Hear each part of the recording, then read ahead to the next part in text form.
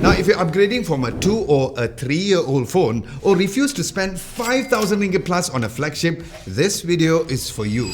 Because the sweet spot in 2026 is right here, under 2,000 ringgit. 4 phones, 4 different strengths and 1 clear winner at the end. So watch first and buy smart. First up, the Vivo V70 FE. You get 3 colors. The hero color is the Muse Purple. Then it's also available in Ocean Blue and Urban Silver. Now it has a flat front, flat back and straight edges. It looks clean and even premium. But it comes with a plastic back. However, here's where Vivo surprises you. An IP68 and IP69 on a 1,599 ringgit phone. Now just for context, the IP68 means that it survives being dunked in 1.5 meters underwater, and IP69 means that it can handle high pressure water jets, which means that if you blast your playlist in the bathroom, that'll be totally fine, but Vivo will not be responsible for your singing. However, the real reason you would buy this phone is the camera. 200 megapixel on the main sensor with OIS at 1,599 ringgit. My pathetic Sony A7S III is crying in a corner because the shots are detailed, colors are very punchy, which is great for portraits and also great for landscapes as well. And it's superb both in daylight and very decent at night too. Now the Dimensity 7360 turbo chip inside a mid-range is very solid for you to use daily, but do not expect some gaming glory, of course.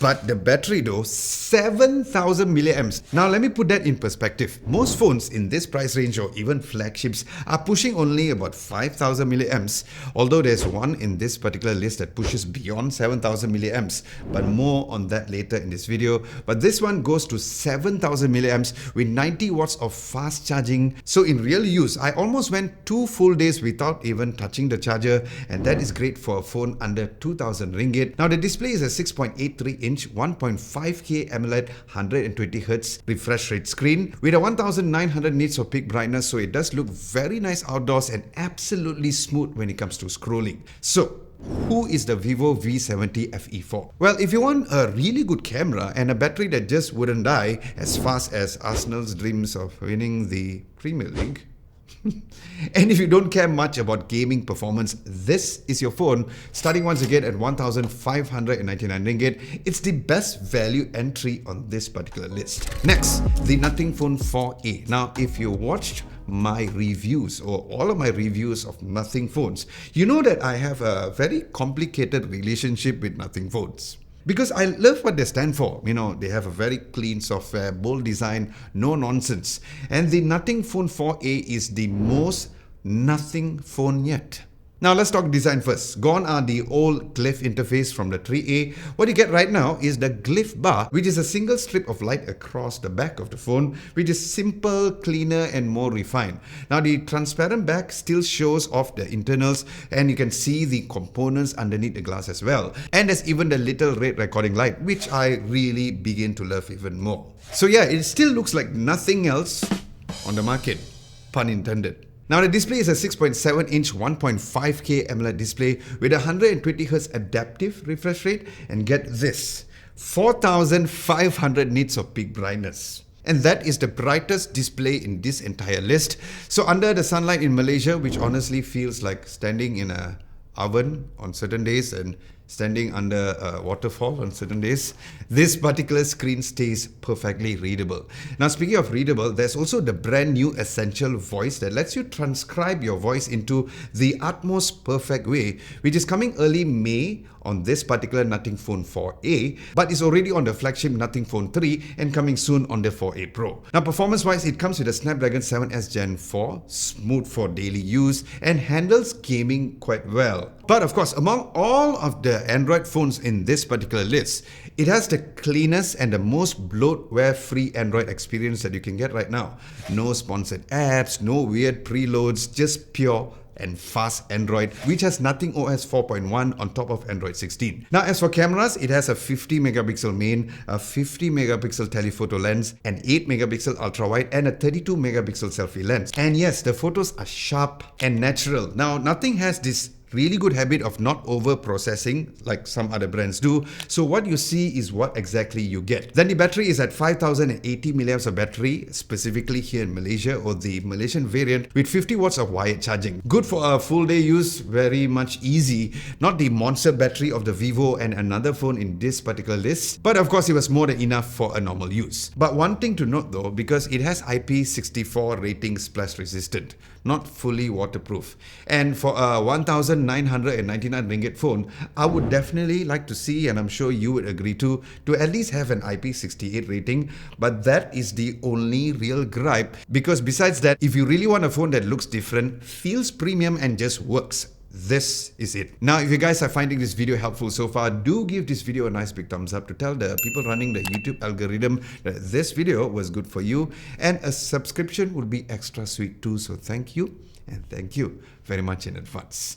And then let's go into phone number 3, the Samsung Galaxy A37 5G. Now, I know what some of you may be thinking. Samsung in this price range? Why bother? Well, here's why. 6 years of OS and security updates. 6 freaking years. Now that means that if you buy this phone today in 2026, Samsung will still be supporting this in year 2032. By then, my baby boy will be in primary school. And still, this phone will be getting updates. Surely the strongest software support in this entire list. Now, for the specs, it has a 6.7-inch Full HD Plus Super AMOLED display with a 120Hz refresh rate. It also comes with the Exynos 1480 chip, the same one on the Galaxy A55. It has 5000 milliamps of battery with 45 watts of wired charging and IP68 rated too. Now, while the Exynos 1480 chipset is not the fastest in this group, but it is still a very solid chip, trust me. And of course, the 45 watts charging does feel a little slow next to the competition, but Samsung's One UI version 8.5 on Android 16 is smooth, polished and very familiar.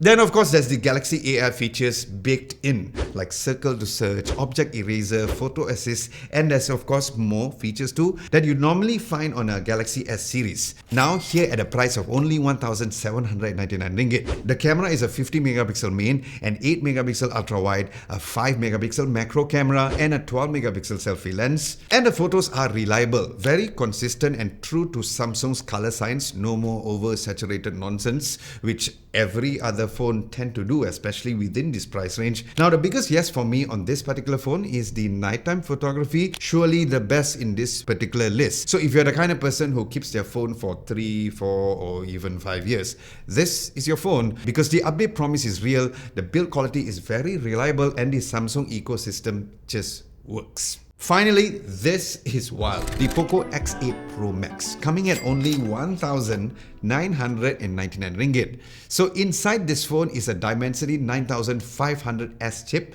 Now that is near flagship silicon chipset, and that is the kind of chipset that you usually get on phones costing between 3,000 to 4,000 ringgit, and somehow Poco crammed it in exactly in the 2,000 ringgit ceiling. But when it comes to performance benchmarks, insane. Gaming, buttery smooth, multitasking doesn't even flinch. And if raw power is what you're looking after, nothing else in this list comes close. The display is a 6.83-inch AMOLED display with a 120Hz refresh rate, 3,500 nits of peak brightness, and a Gorilla Glass 7 eye protection. It also has IP68 and IP69 rating too. Now the camera is a 50 megapixel main with a Light Fusion 600 sensor, which has solid shots, good details and reliable processing, but it's not really a camera first phone, so keep that in mind compared to the F series or even the flagship Xiaomi series, but it does hold on its own. However, the battery though, 8,500 milliamps of battery. I'm going to say that again. 8,500 milliamps of battery with 100 watts of fast charging. Now, Poco claims a 2-day battery life. Very humble, Poco. Good job. But in my testing, I almost got 2.5 days easily, which was really madness if you think about it. Even with heavy use like gaming, watching videos, and scrolling till kingdom come. It's basically a power bank that makes phone calls. Now it runs on HyperOS 3 on Android 16 with this Xiaomi software, and it is functional, a bit busier than Nothing OS or even One UI, but they did clean up a lot. Now one thing to note is that at 218 grams, this phone is heavy, heavier than my hopes of Liverpool doing well under on a slot.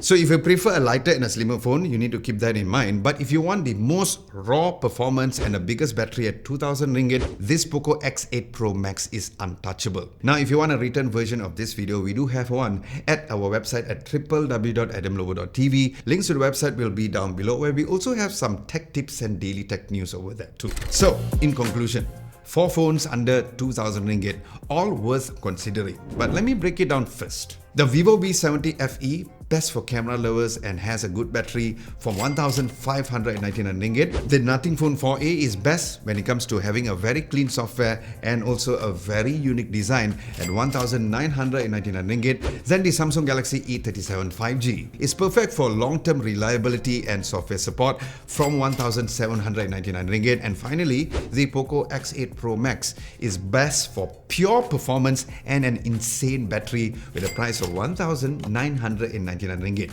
But you asked for just one winner, right? Well, my pick is the obvious, the Poco X8 Pro Max, and here's why. Because at 1999 ringgit, you're getting a flagship performance, a display that rivals phones twice the price, and a battery that lasts at least 2 days, an IP68 and IP69 protection, and all of that under the 2000 ringgit ceiling. So that is pure value.